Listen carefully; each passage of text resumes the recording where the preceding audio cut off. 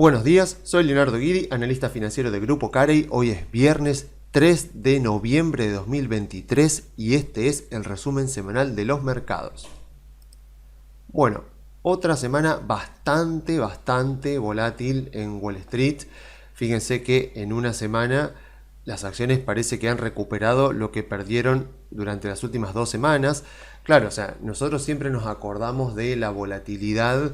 cuando nos duele, o sea, cuando vemos volatilidades como esta, o sea, cuando la volatilidad nos juega en contra, ahí decimos el mercado está muy volátil y siempre con un sesgo hacia la negatividad, siempre con una idea de la volatilidad como algo negativo. Esta semana tuvimos volatilidad en sentido muy positivo, pero no deja de ser volatilidad. Recuerden que,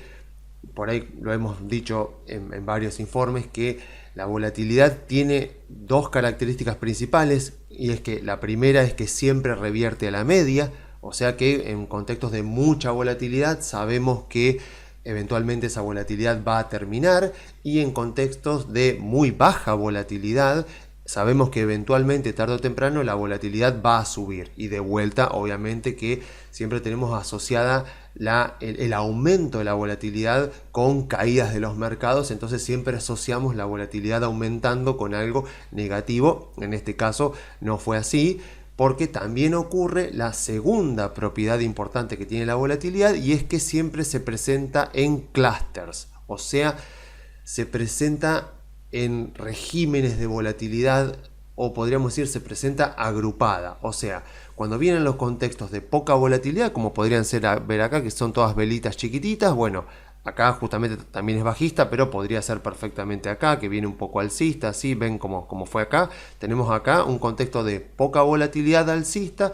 y acá un poquito más alta, pero sigue siendo poca volatilidad bajista, y acá tenemos mucha volatilidad bajista y mucha volatilidad alcista. O sea, la volatilidad nunca suele, o es rarísimo que se presente de manera alternada, ¿no? Con un día de mucha volatilidad, un día de poca volatilidad, etcétera, etcétera. Siempre se presenta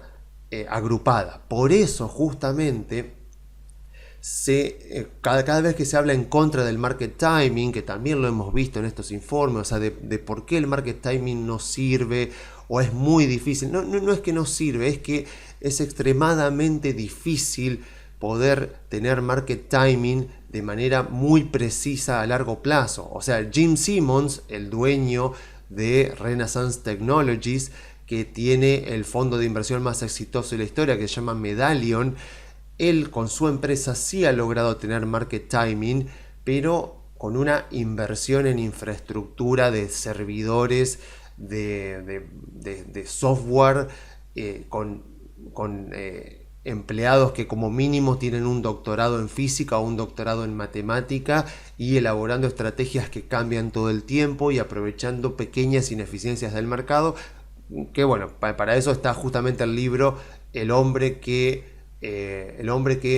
resolvió Wall Street, o The Man Who Solved the Market, algo así. O sea, está en castellano. Es un libro que cuenta la biografía semi autorizada de Gene Simmons, donde ahí en algunas partecitas del libro como que te explica un poco qué es lo que hace su fondo de inversión, pero obviamente es totalmente críptico, totalmente oscuro. O sea, él nunca va a dejar que la gente sepa bien qué es lo que hace exactamente su fondo de inversión, porque justamente ahí es donde está la ventaja que ellos tienen, ¿no? De hacer algo que el resto no sabe qué hacer. Por eso, una vez más, siempre recomiendo, nunca confíen en aquellas personas que dicen que son capaces de predecir el mercado a corto plazo y te dicen qué es lo que hacen. Generalmente hacen análisis técnico, y generalmente hacen un análisis técnico bastante similar al que hacen todos los demás.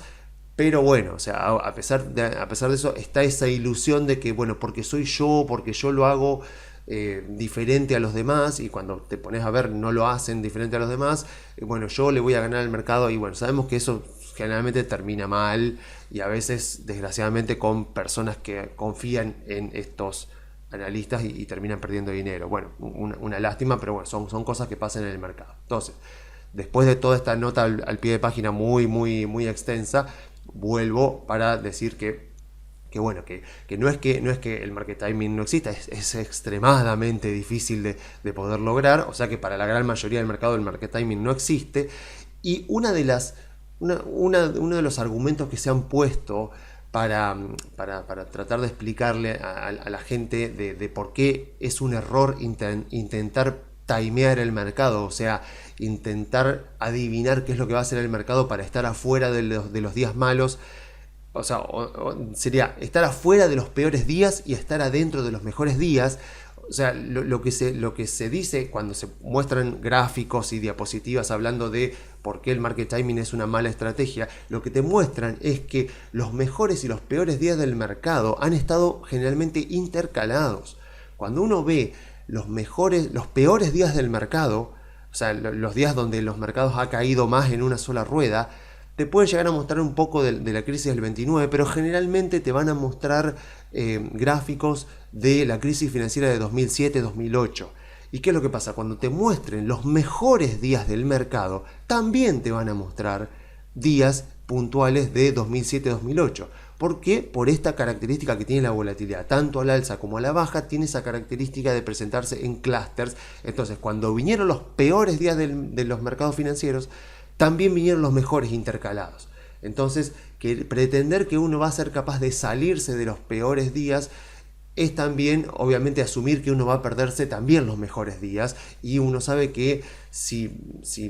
por esta cuestión de querer de querer adivinar qué es lo que va a hacer el mercado, termina perdiéndose un muy buen día porque quiso arriesgarse y se quedó afuera y el mercado no cayó como uno pensaba y terminó subiendo, bueno, ahí uno termina a cuentagotas, o sea, perdiéndose de a poquito algunos días muy buenos del mercado, a cuentagotas termina perdiendo un rendimiento que cuando uno lo ve en el largo plazo termina siendo muy grande, porque claro, vos te vas perdiendo y después a largo plazo esos días que vas perdiendo terminan siendo cada vez más importantes porque son rendimientos que cuando lo ves más a largo plazo, o sea, en el rendimiento compuesto del mercado, terminan siendo mucho más significativos. Entonces, bueno, después de esta larga introducción en la que me fui un poco por las ramas, concluimos que estamos en esta semana donde tuvimos mucha volatilidad, pero volatilidad alcista, y cabe obviamente preguntarse qué pasó. O sea, ¿qué pasó? Que veníamos de 2 semanas donde el mercado caía con fuerza, con volatilidad, y de repente esta semana tenemos subas con bastante volatilidad. Vamos a ver qué pasa de acá en adelante, porque obviamente yo podría decir, está terminada esta corrección de mercado. La verdad que no lo sé. Vamos a ver un poquito más adelante, a ver qué podemos esperar. Pero obviamente todavía no está nada dicho. Si este fue efectivamente el fin y esta fue exactamente una corrección de mercado que llegó hasta el 10%, bueno, eso lo sabremos recién dentro de 3 o 4 semanas. Por ahora podemos decir que tuvimos una semana muy buena que respondió, obviamente, como no podría ser de otra manera, a la Reserva Federal. O sea, este miércoles tuvimos la decisión de la Reserva Federal con respecto a la tasa de interés, y bueno, tal como lo esperaba el mercado, la dejaron igual, o sea, como era esperado en 5.25. Y entonces después venía la conferencia de prensa de Powell. Entonces, y ahí estaba la clave. O sea, muchos decían, bueno, va a pasar lo mismo que pasaba en las reuniones anteriores, en las que dejaban la tasa tal como estaba, el mercado reaccionaba favorablemente, porque decía, bueno, si no suben más la tasa, quiere decir que la Reserva Federal ya es consciente de que la inflación está bajando y ya ha bajado mucho y va a seguir bajando. Pero obviamente, obviamente que eso daba por descartado cualquier suba adicional, pero después venía Powell en la conferencia de prensa y ahí como que arruinaba toda la ilusión, porque el tipo te decía, vamos a seguir siendo cautos, tenemos que andar mirando los datos. Siempre tiraba frases como, bueno, vamos a basar nuestra estrategia en datos. Y claro, como los datos eran futuros, entonces te estaba diciendo que, bueno, nuestra estrategia va a depender de información que todavía no existe. O sea que básicamente no le podemos decir mucho qué es lo que vamos a hacer. Así que el mercado terminaba reaccionando a la baja porque Powell se mostraba siempre muy escéptico. O sea, volvemos a decir lo que recalcamos siempre en estos informes. En 2021 ningunearon la inflación y ahora la sobreestiman. O sea, ahora es como que están paranoicos diciendo no, todavía no hay que cantar victoria. Pero bueno, hubo un pequeño cambio a lo largo de esta reunión de la del pasado miércoles, en el cual esta vez Powell le dio al mercado motivos como para estar un poco más más optimista, y bueno, y esto es exactamente lo que vimos. Acá vemos que a pesar del horrible track record que tiene la Reserva Federal, donde los tipos cambian de opinión todo el tiempo, acá lo que seguimos viendo es la gran credibilidad que sigue teniendo la Reserva Federal y cómo el mercado le cree bastante a la Reserva Federal. Porque claro, ¿qué pasó? Powell en la conferencia de prensa dijo que los técnicos de la Reserva Federal ya no estaban pronosticando una recesión para este año. Y eso hizo poner muy positivos a los mercados, tal es así de que tuvimos miércoles, jueves, viernes, días extremadamente positivos. Vemos ya otra vez arriba de la media móvil de 200 ruedas, así que vamos a ver si esto también alienta justamente a los traders, a los que operan a corto plazo, a dejar de pensar que esto puede ser el reinicio del mercado bajista y que puede ser efectivamente la continuidad, o sea, ser simplemente una corrección de mercado dentro de la continuidad de un mercado alcista que nació hace ya un año atrás. Y la verdad que me parece muy interesante lo que ocurrió, la reacción del mercado a la decisión de la Reserva Federal, pero más que nada a la conferencia de Powell, porque es un excelente ejemplo de por qué es tan difícil predecir la reacción en masa que tienen los inversores ante alguna noticia específica, ya que esta declaración de Powell de que los técnicos de la Reserva Federal ya no estaban pronosticando una recesión para este año, bien podría haberse tomado de manera negativa. Y sin embargo se tomó de manera positiva. O sea, esta misma noticia, si yo me pongo a desmenuzarla un poco y tengo en cuenta qué es lo que pasó con los mercados acá durante las semanas anteriores, cuando se publica el dato de que Estados Unidos había crecido un 4,9 interanual y vemos que el mercado reaccionó mal, es interesante porque entonces en base a lo que pasó, ¿se acuerdan que creo que fue la semana pasada que decíamos que justamente el mercado estaba muy exigente y que el crecimiento económico de Estados Unidos también fomentaba que tal vez el mercado la buena noticia la tome como mala noticia porque le daba argumentos a la Reserva Federal para seguir subiendo la tasa? Bueno, acá hay algo muy interesante para analizar, por lo menos para saber en dónde no perder nuestro tiempo. Porque, a ver, el mercado puede estar pensando en este momento que la Reserva Federal ha logrado el tan aclamado aterrizaje suave, que básicamente consiste en decir que la Reserva Federal fue capaz de bajar la inflación sin que la economía entrara en recesión. O sea, siempre se habla, creo que nunca en la historia lo ha logrado, capaz que esta sea la primera vez, pero también, o sea, estos mismos dichos de Powell también podrían haberse interpretado como que al no haber recesión, como la economía estaba muy fuerte, como el propio Powell decía, ya no estamos anticipando una recesión por lo menos para este año, entonces el mercado podría haberlo interpretado como que la Reserva Federal iba a seguir teniendo vía libre para continuar subiendo la tasa de interés en un intento por bajar la inflación más rápidamente. Entonces, hoy por hoy parece que parece bastante bien, bastante claro por la reacción que han tenido los mercados, que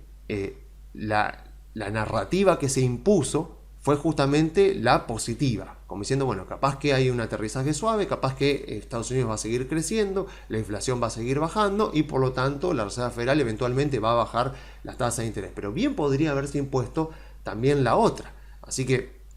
eso me parece sumamente interesante para tenerlo en cuenta,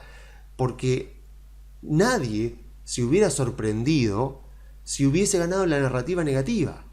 O sea, si Powell decía exactamente lo mismo que dijo el miércoles y el mercado hubiera reaccionado de manera negativa porque la narrativa era, bueno, entonces la Reserva Federal puede seguir subiendo la tasa de interés, los bonos van a seguir cayendo, con lo cual las tasas de los bonos a 10 años capaz que superen el 5% y las acciones podrían caer, nadie se hubiera sorprendido porque hubiera sido totalmente lógico. Entonces hoy las acciones podrían haber estado cayendo y nadie se hubiera sorprendido. Entonces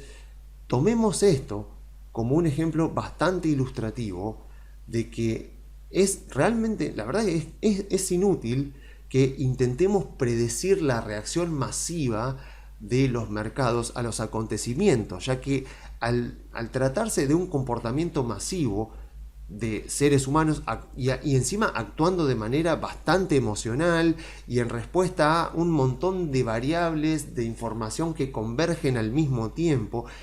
pensémoslo 2 segundos y nos vamos a dar cuenta de que no hay manera de que vayamos a poder predecir eso correctamente todo el tiempo. O sea, capaz que tenemos suerte, capaz que la pegamos algunas veces e incluso tal vez algunas veces consecutivas, y entonces nos creemos que somos los re buenos analistas que sabemos anticiparnos y predecir el mercado, pero detengámonos, o sea, detengámonos un momento y vamos a ver que no es lógico que basemos nuestra estrategia de inversión en adivinar cómo va a reaccionar la masa de inversores a las noticias económicas, políticas, financieras que van a ir ocurriendo día a día, semana a semana en los mercados, porque es imposible, o sea, por pura lógica es imposible que estemos en lo correcto la mayor parte del tiempo, y encima obviamente que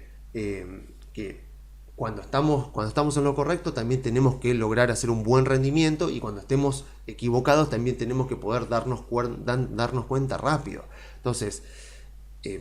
me pareció muy interesante lo que pasó esta semana para entender eso, entender el mercado puede reaccionar a algo de manera muy buena o muy mala, o sea, siempre la explicación va a venir post facto, o sea, siempre seguro que si hoy van a ver diarios, Wall Street Journal, o sea, CNBC, Bloomberg, no sé, Reuters, seguramente van a haber explicaciones por las cuales el mercado reaccionó favorablemente, y perfectamente las habría habido si hubiera reaccionado negativamente, o sea, y de las dos maneras lo podríamos haber justificado. Entonces, nuevamente aprovecho para aconsejar que no juguemos ese juego, o sea, no juguemos a adivinar cómo va a reaccionar el mercado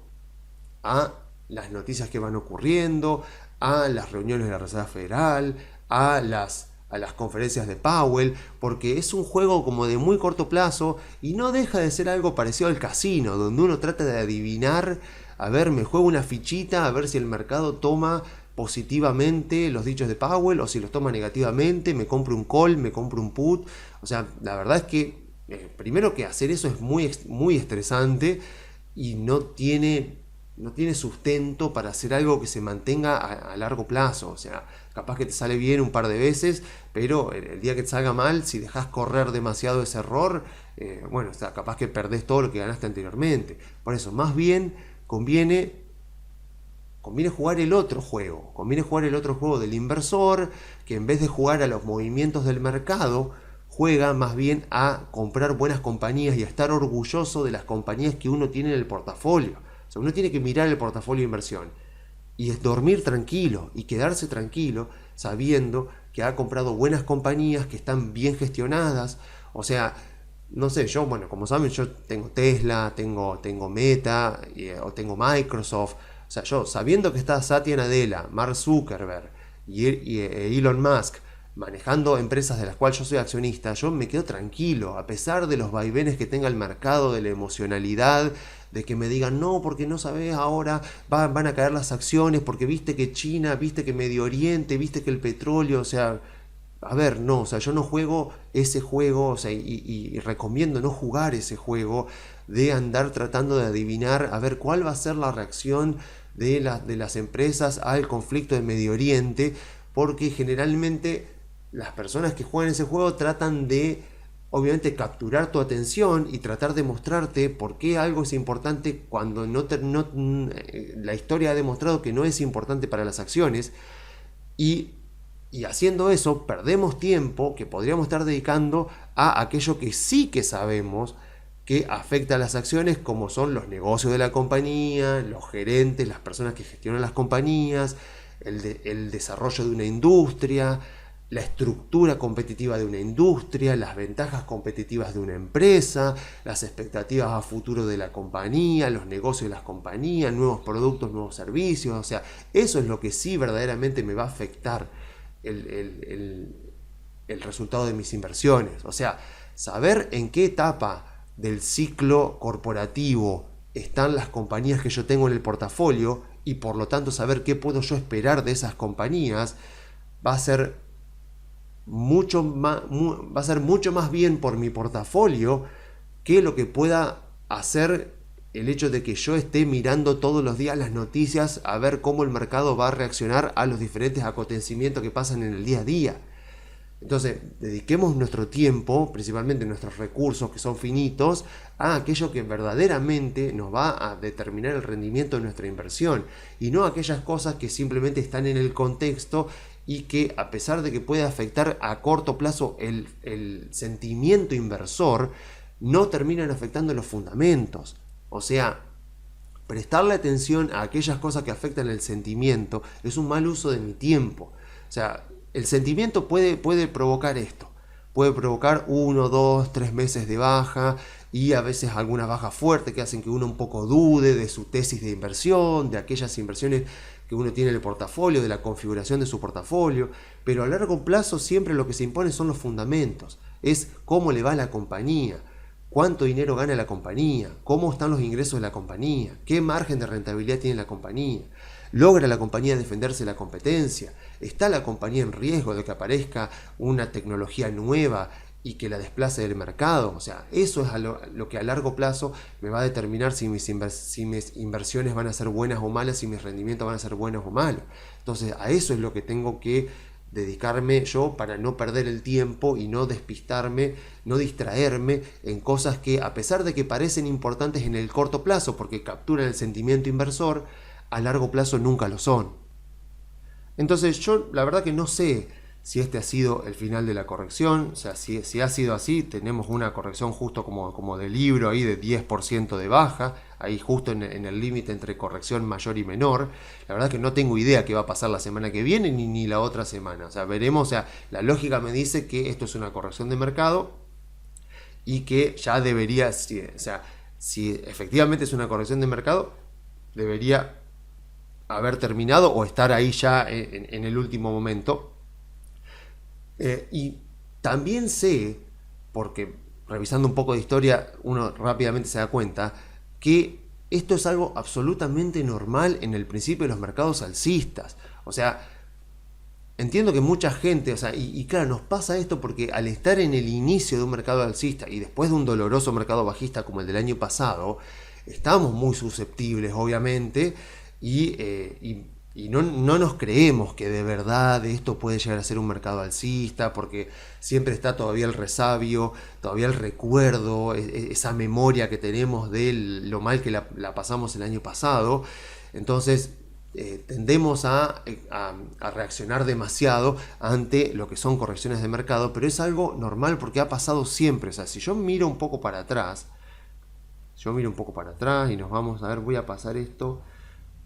Bueno, podría verlo acá, por ejemplo. Si yo voy un poco para atrás, veo acá lo que fue el COVID, y acá podríamos decir también que vino como un nuevo mercado alcista. O sea, yo podría tomar este COVID como, bueno, el fin del mercado alcista iniciado en 2009. Podría tomar esto como un pequeño mercado alcista, o podría tomarlo como un episodio demasiado extremo, incalificable, pero que también tiene ciertas características de mercado bajista, porque como vimos el año pasado, los mercados bajistas suelen durar bastante tiempo y no 3 semanas como pasó acá. Pero acá, por ejemplo, vemos que acá cuando viene toda la baja del COVID, cuando viene la recuperación, fíjense que cuando llega nuevamente el Standard & Poor's a récord histórico, hace nuevamente una corrección de mercado más o menos del 9%. Ven que si tomamos acá más o menos desde ese máximo histórico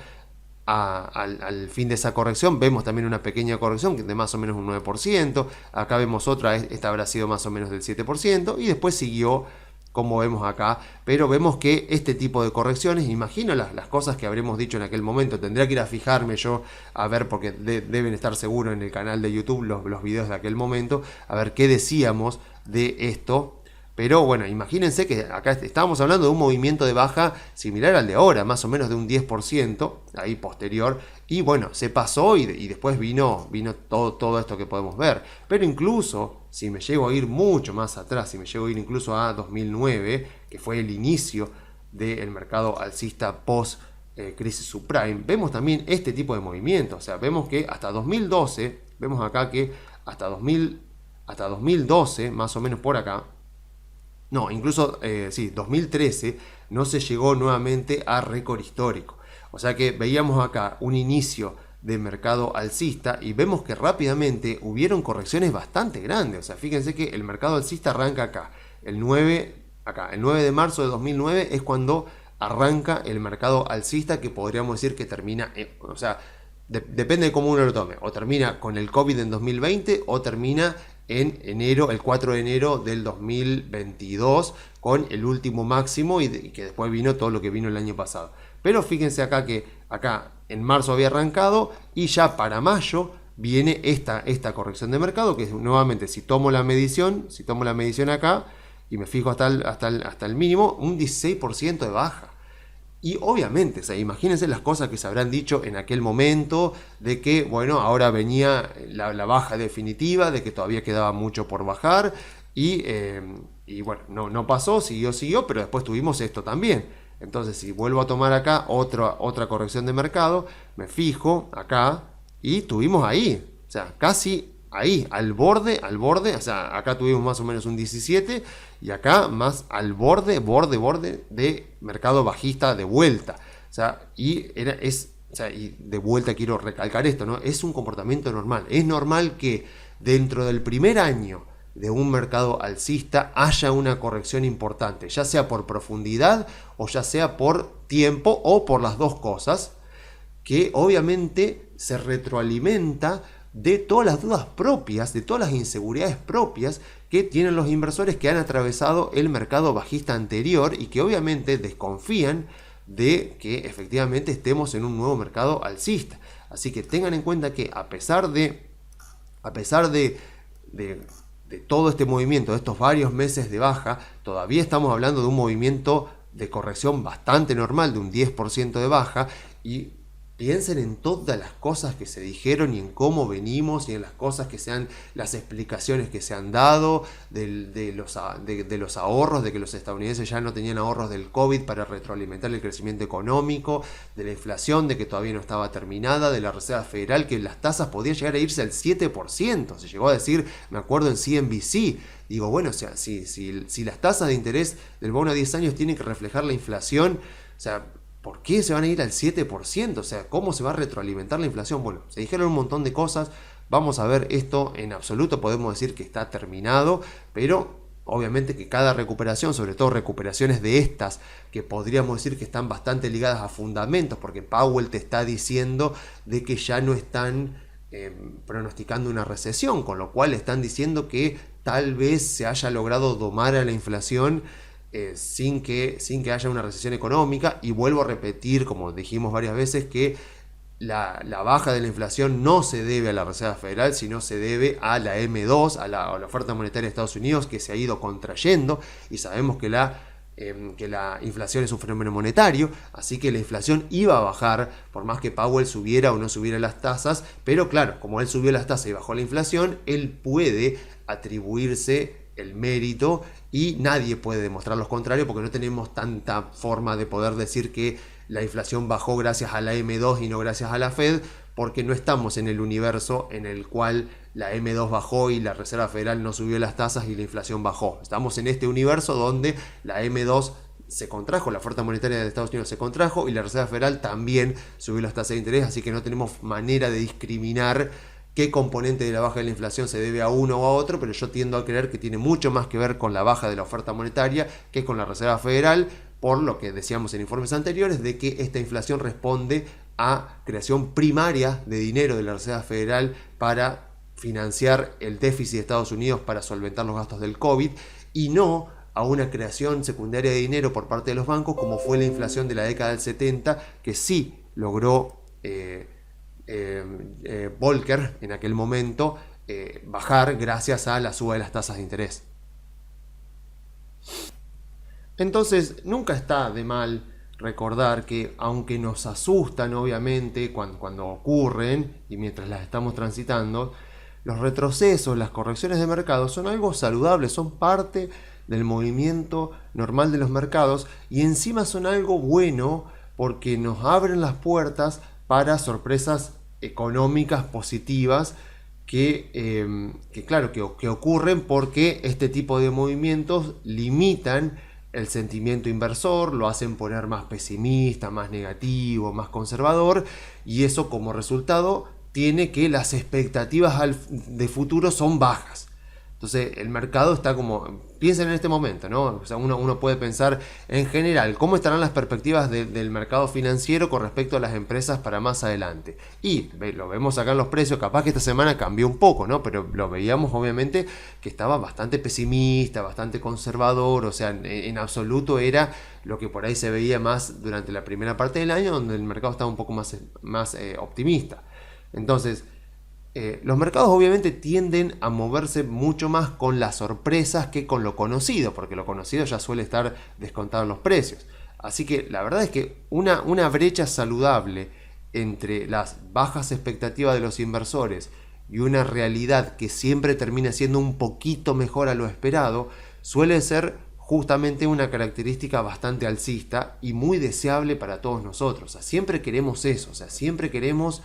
que el mercado no entre en euforia, no se ponga muy optimista. O sea, yo lo que quiero es un mercado alcista que va recorriendo, va subiendo poco a poco en un contexto de inversores desconfiados, escépticos, dubitativos, que ponen siempre en cuestión las subas que están teniendo las acciones, que están todo el tiempo avisando de los peligros, cuidado con lo que pasa en Medio Oriente, cuidado con la guerra en Ucrania, cuidado con lo que pasa en China, etcétera. O sea, que estén siempre advirtiendo eso, o sea, que las acciones vayan subiendo en un contexto así es el mejor contexto posible, porque es el contexto que evita que se sobreexageren las valuaciones de las compañías y que se empiecen a pagar justamente cualquier cosa.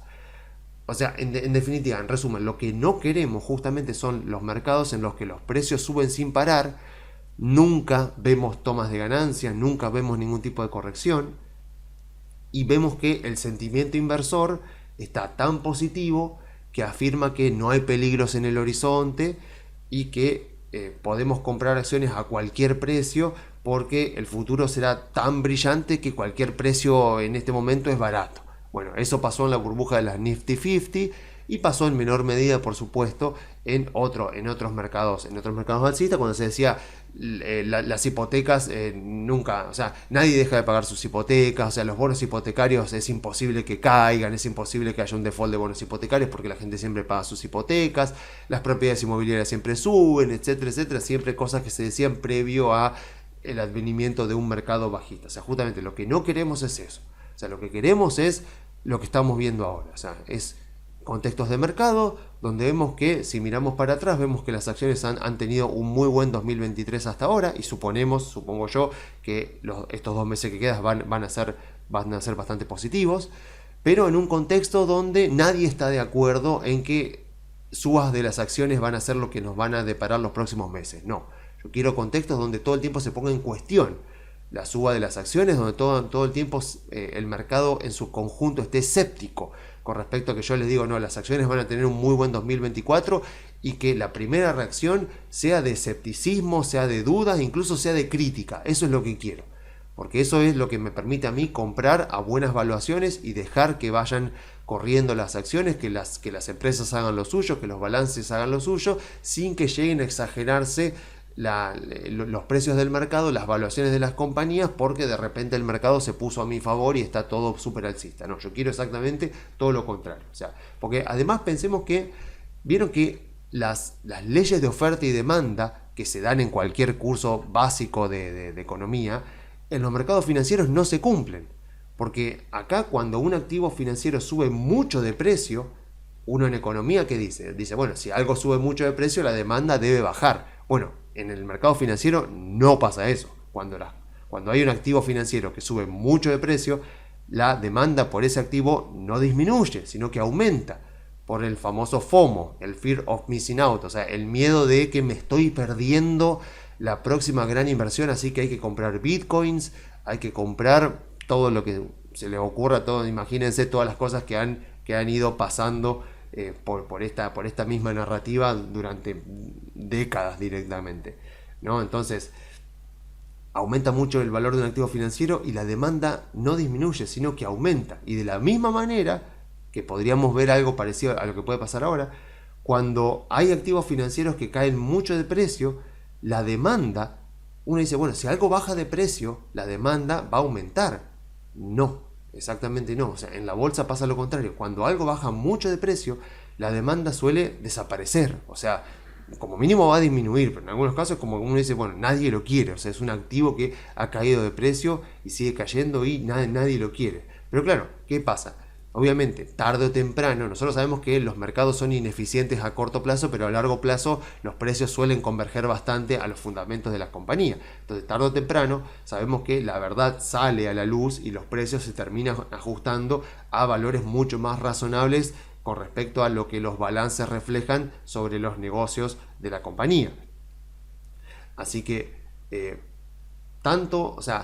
cuando el consenso del mercado nos diga que somos unos locos por comprar acciones a estos precios que vienen cayendo desde hace meses, como también cuando el mercado nos dice que somos unos locos por salir a vender a precios que no han parado de subir durante varios meses, creo que en esos contextos vamos a hacer bien en llevar la contraria, porque ahí vamos a estar jugando con las probabilidades de ganar a nuestro favor.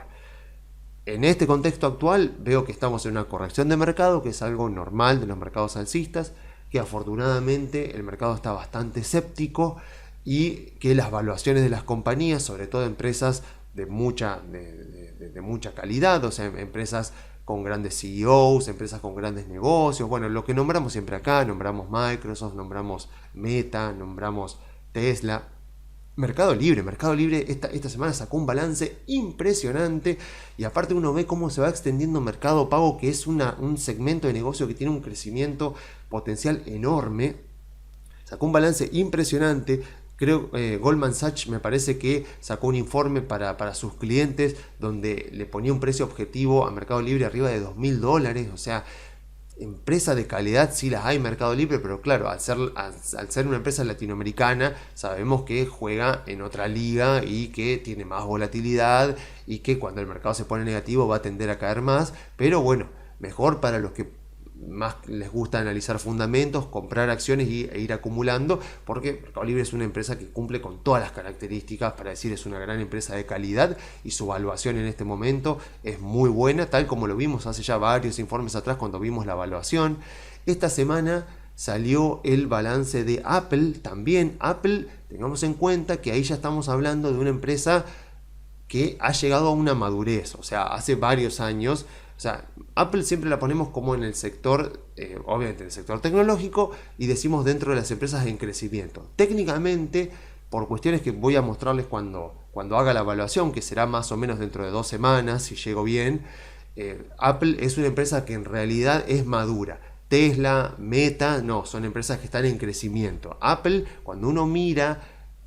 algunos ítems de su balance, que ya lo veremos cuando haga la evaluación, es una empresa que ha llegado a la madurez. Eso tiene cosas muy buenas y también cosas, no digamos malas, pero como que no son tan alentadoras. O sea, es una empresa de la cual podemos seguir esperando excelentes rendimientos positivos, por supuesto, para seguirla manteniendo por años a Apple,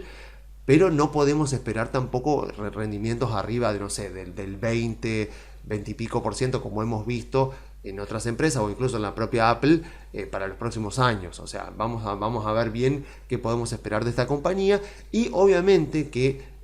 ser una empresa madura no es un certificado de defunción, ni es algo que te ancla y te obliga a estar siempre ahí. O sea, han habido la propia Apple, la propia Amazon, han tenido momentos de bastante madurez y han logrado salir de ahí gracias a productos nuevos, servicios nuevos, una reorganización de la compañía, y han logrado salir de ahí y han vuelto a ser empresas de crecimiento. Pero aún así, cuando uno mira los datos agregados y compara empresas de crecimiento con empresas maduras, las empresas en crecimiento suelen tener un rendimiento un poquito mayor. No digo 10%, digo 3, 4, 5% mayor, o sea, tampoco es tanto. Entonces,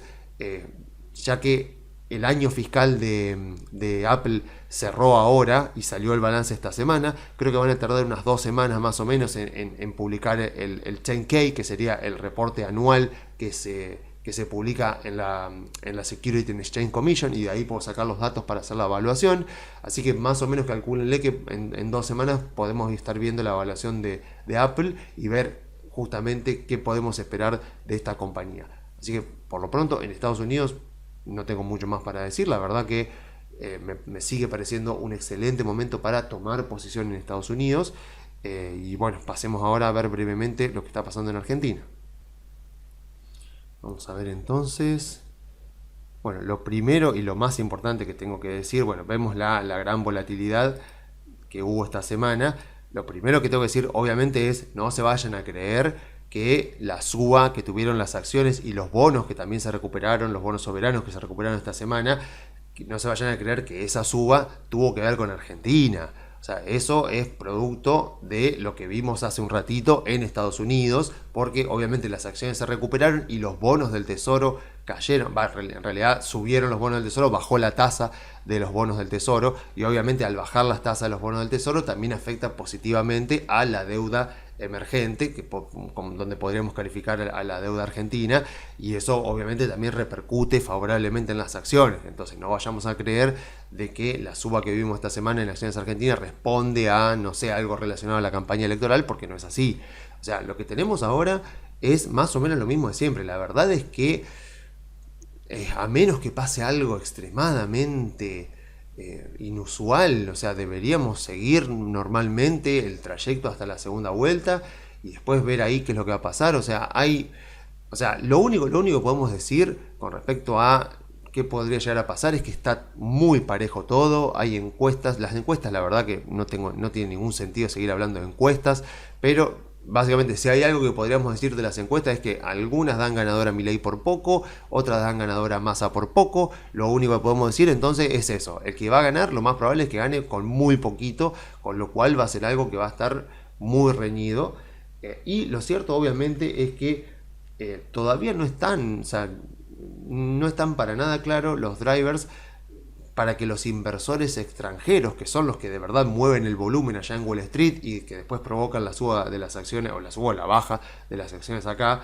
todavía no están muy claros los drivers para esos inversores, para ver si a ellos les resulta conveniente comprar acciones argentinas y bonos argentinos en este momento. Así que es normal que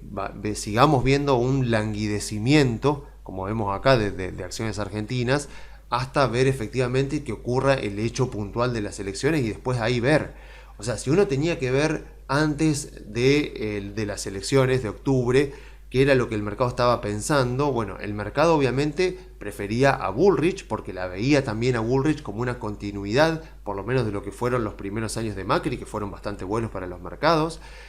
Milei, a pesar de que es un tipo absolutamente pro mercado, que dijo todo el tiempo que la deuda se paga, que los bonos soberanos se van a pagar, que los contratos se van a respetar, con lo cual no va a haber un plan Bonex para solucionar las LELIQs, etcétera, etcétera. Milei no era querido por el mercado, se ve que el mercado temía mucho el tema de que Milei pudiera llevar la dolarización adelante, temía mucho por la enorme incertidumbre que ese proceso de dolarización podría provocar, porque obviamente que podía salir muy bien, pero también había muchos factores de riesgo que podían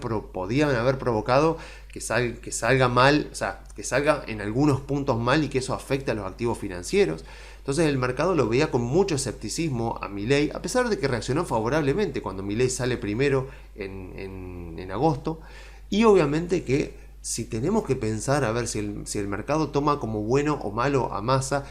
la verdad es que, a ver, por pura historia de Massa, el mercado debería tomarlo de manera negativa, porque Massa es un tipo que ha sido abiertamente hostil a los mercados, siempre habla de los mercados financieros como timba, como especulación. Fue el tipo que promovió el impuesto a la renta financiera, que después terminó votando el gobierno de Macri y que fue una de las principales causas de lo mal que fueron los 2 últimos años de Macri, porque ese impuesto que recaudó 100 millones de dólares provocó la salida de capitales de 15.000 millones de dólares y bueno, obviamente que terminó provocando que Macri vuelva al Fondo Monetario y bueno, y todo lo que vino después hasta terminar perdiendo las elecciones de 2019. Entonces, la verdad yo me inclino a creer que el mercado tomaría más favorablemente una victoria de Milei que de Massa, pero al mismo tiempo, siendo más el tipo pragmático que es, sabemos que es probable que si el tipo tiene que hacer un ajuste fuerte para poder cuadrar las cuentas, el tipo lo puede llegar a hacer porque su obsesión por el poder, su deseo de poder es tan grande que podría tomar cualquier decisión con tal de seguir manteniéndose así y que el gobierno no le explote. Así que la verdad que es muy incierto. O sea, si alguien me pregunta, a ver, ¿cómo crees que va a tomar el mercado una victoria de Massa o una de Milei? Yo creo que la de Milei la tomarían bien y la de Massa mal, pero imposible saberlo. no están las cosas tan claras como estaban en 2015, por ejemplo, o en 2019, donde uno sabía cuál era el candidato que prefería el mercado y el que no. Por pura lógica, por historia, por ser Macri el que está respaldando en este momento a Milei, yo tiendo a creer eso, pero la verdad es que hasta que no ocurran las elecciones y ver la reacción del mercado no lo sabremos,